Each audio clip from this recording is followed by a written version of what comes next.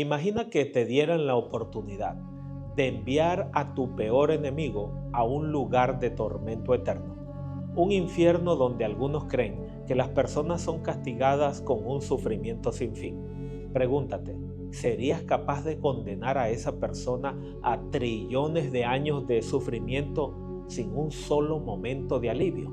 Es asombroso cómo algunos se aferran a la creencia de que Dios, quien es amor, podría enviar a alguien a un infierno eterno donde el sufrimiento nunca termina.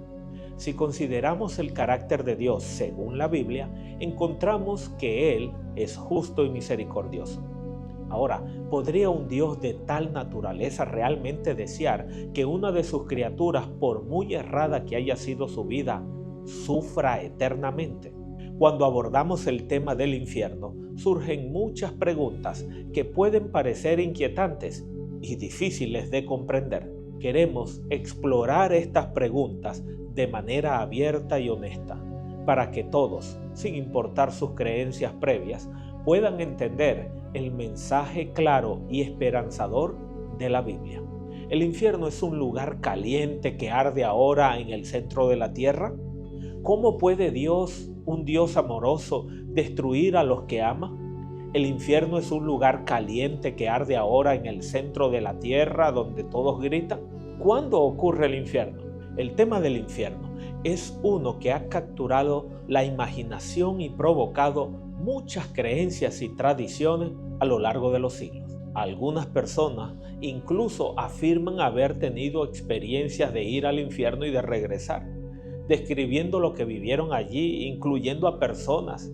Estas narrativas pueden ser poderosas y emocionales, pero es importante preguntarse, ¿son estas historias consistentes con lo que la Biblia realmente enseña?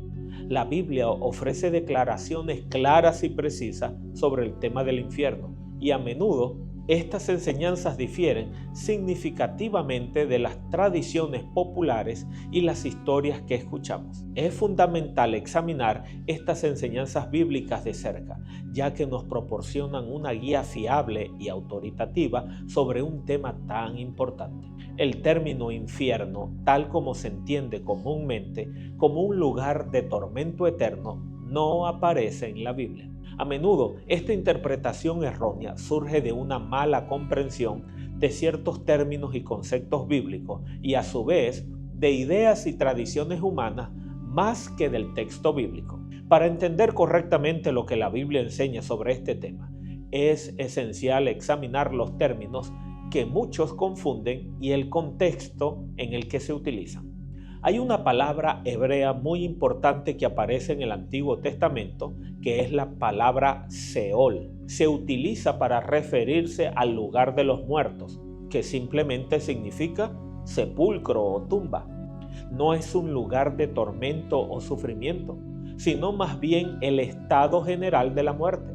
En varios pasajes, la palabra Seol se describe como un lugar de silencio y olvido, sin la idea de sufrimiento eterno. En Salmo 6:5, porque en la muerte no hay memoria de ti, en el Seol, ¿quién te alabará? Allí la palabra Seol se refiere al sepulcro, al cementerio a donde van los muertos. Veamos otro pasaje que nos muestra y confirma lo que estamos viendo con esta palabra. Eclesiastés 9:10. Todo lo que te viniere a la mano para hacer, hazlo según tu fuerza, porque en el Seol, a donde vas, no hay obra ni trabajo, ni ciencia ni sabiduría. Nuevamente la palabra Seol es un lugar donde van los muertos, el sepulcro, la tumba. Entonces, ¿por qué hay personas que toman la palabra Seol y la traducen y la entienden como un lugar de tormento?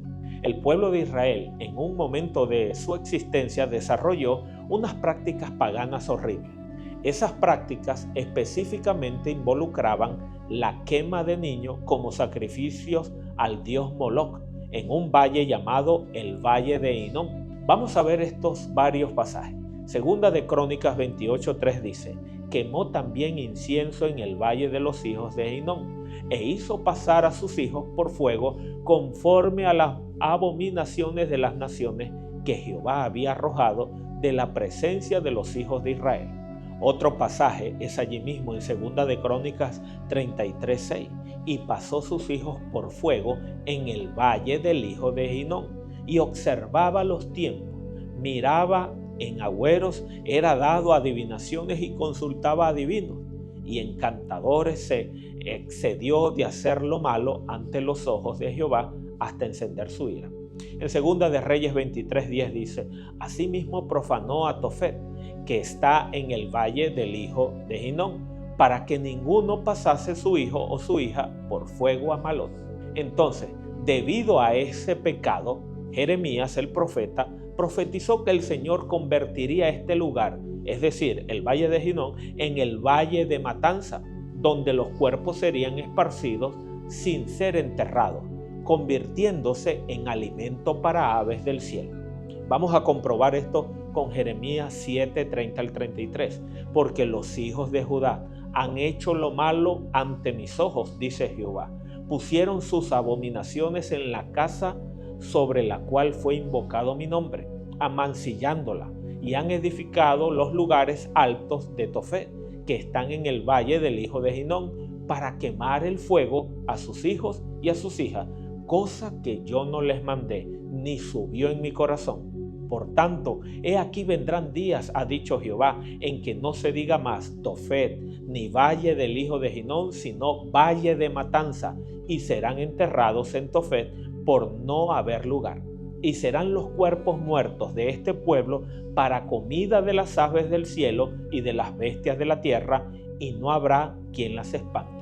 Entonces, en el valle de Hinnom se convirtió un lugar donde habían muertos y que servían de comida para las aves del cielo. Se convirtió en un lugar de muerte, de matanza, como lo dice Jeremías 19:6. Por tanto, he aquí vienen días, dice Jehová, este lugar no se llamará más Tofet, ni valle del hijo de Hinnom, sino valle de la matanza. Entonces el valle de Hinnom se convirtió en un símbolo de juicio y destrucción divina. Queda claro entonces que la palabra Seol es tumba, sepulcro, y el valle de Hinnom un lugar en que los israelitas asociaban al valle de Hinnom como lugar de juicio divino y desprecio. Hasta ahora no vemos nada de un lugar debajo o arriba de la tierra donde la gente se está haciendo consumida, consciente y sufriendo eternamente. No lo vemos por ningún lado. Ahora, en los tiempos de Jesús, el valle de Hinnom se utilizaba como un vertedero donde se quemaba basura y cuerpos de criminales ajusticiados. Jesús utilizó ese lugar simbólicamente a la destrucción total y el juicio final sobre el pecado. Veamos Mateo 5:22. Pero yo os digo que cualquiera que se enoje contra su hermano será culpable de juicio, y cualquiera que diga necio a su hermano será culpable ante el concilio, y cualquiera que le diga fatuo quedará expuesto al infierno de fuego. Allí han traducido la palabra Jena como infierno, pero la palabra Jena se está refiriendo al valle de Hinnom y no al infierno en la concepción del lugar donde se quema la gente viva eternamente. Jesús en Mateo 5:22 utiliza la palabra Jena, derivado de Hinnom o valle de Hinnom, no infierno de lugar de tormento. ¿Ven la diferencia? Veamos otro pasaje, Mateo 10:28. Y no temáis a los que matan el cuerpo, mas el alma no pueden matar. Temed más bien a aquel que puede destruir el alma y el cuerpo en el infierno. Nuevamente han traducido la palabra Jena como infierno, dándole la connotación de un lugar de tormento, cuando en realidad habla del valle de Hinnom. Lo mismo sucede en Mateo 18:9, cuando Jesús dice: y si tu ojo te es ocasión de caer, sácalo, échalo de ti. Mejor te es entrar con un solo ojo en la vida que teniendo dos y ser echado en el infierno de fuego. Nuevamente traducen la palabra ajena como infierno y allí le cambia todo el sentido. Es por eso que muchos creen y piensan en un lugar de tormento, pero vemos bíblicamente que no es así.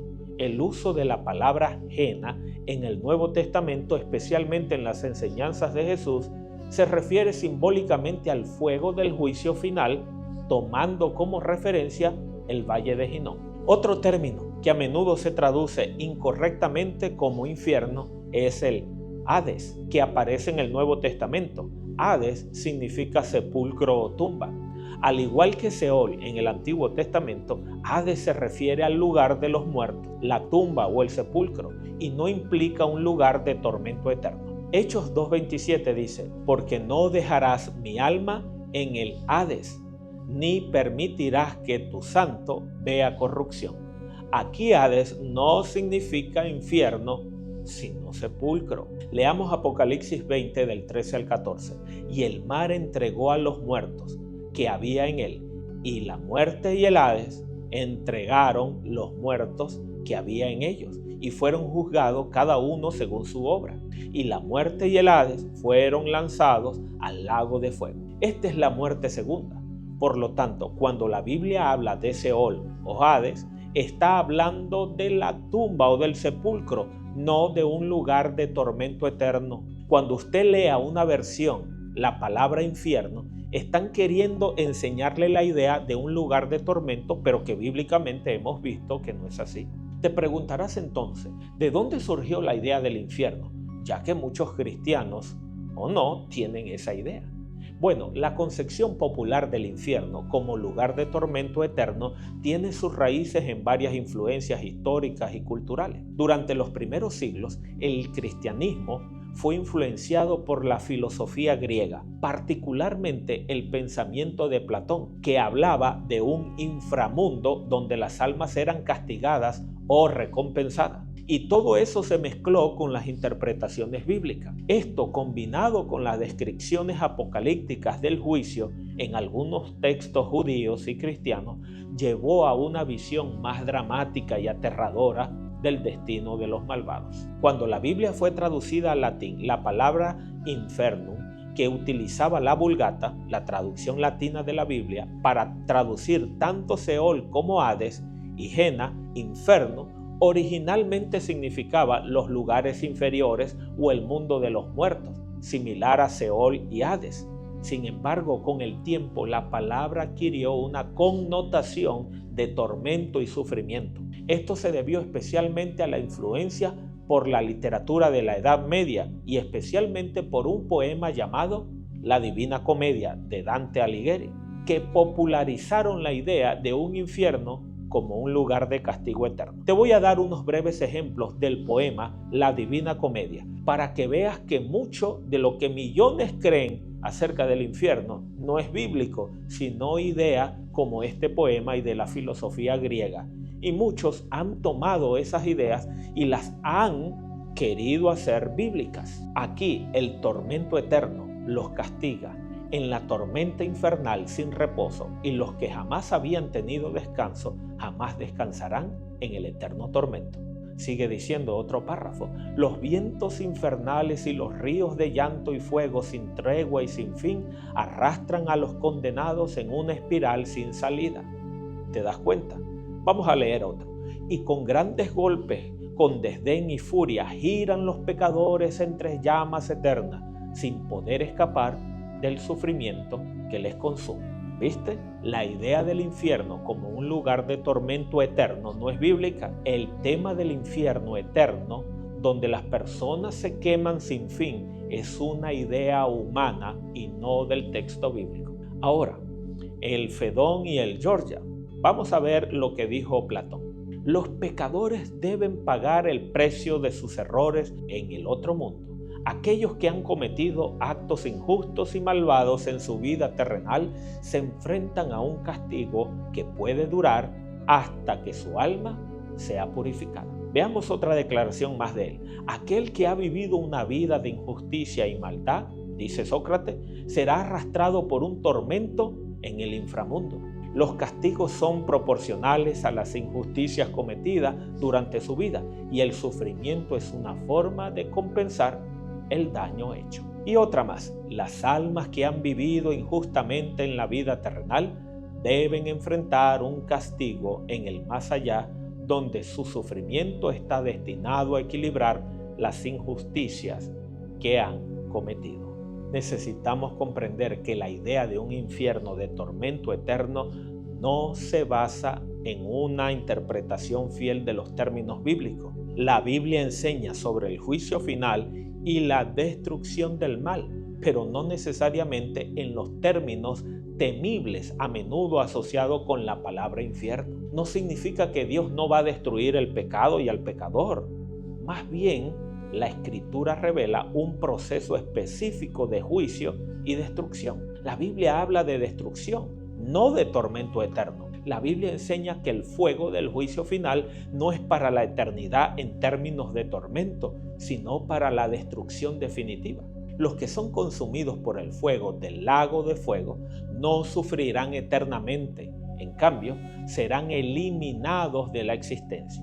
El fuego aquí purifica la tierra, pero no hace que vivan siempre los pecadores no arrepentidos en un tormento eterno. En la narrativa bíblica, la destrucción final de los injustos no es una eternidad de tormento, sino el resultado de un rechazo continuo a Dios y a su elección de vivir en oposición a Él. La idea del infierno eterno ha sembrado temor y confusión en muchos corazones, dando una imagen de un Dios cruel que tortura a los perdidos por toda la eternidad.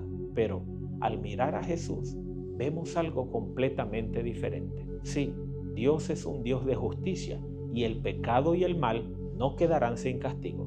La Escritura es clara, Dios no dejará que el mal prevalezca para siempre, pero esa justicia no se manifiesta en una tortura interminable, sino en la cesación definitiva del pecado. Cristo mismo enfrentó el castigo por nosotros, tomando sobre sí nuestro pecado en la cruz. La muerte de Jesús no fue solo un sacrificio para salvarnos, sino también una declaración de que el pecado no tiene cabida en la presencia de un Dios santo. El castigo final, según las Escrituras, no es un tormento eterno, sino una destrucción final de todo lo que es malo y corrupto.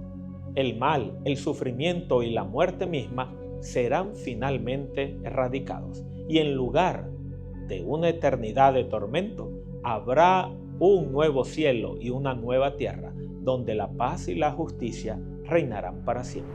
Es aquí en Cristo donde encontramos esperanza, porque aunque la justicia de Dios implica un fin para el mal, su amor y misericordia son mucho más grandes y a través de Cristo, Él nos ofrece la salvación, el perdón y la restauración.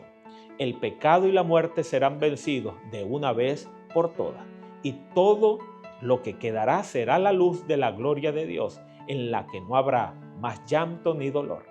En el próximo tema, profundizaremos aún más en lo que significa esta cesación del mal y cómo Dios a través de Cristo llevará a cabo el juicio final de manera que no distorsione su carácter de amor y justicia. Pero por ahora, te invito a centrar tu mirada en Cristo, quien es la respuesta final para todo lo que tememos y no entendemos, porque en Él encontramos la verdad sobre el carácter de Dios, justo, pero también lleno de amor y misericordia.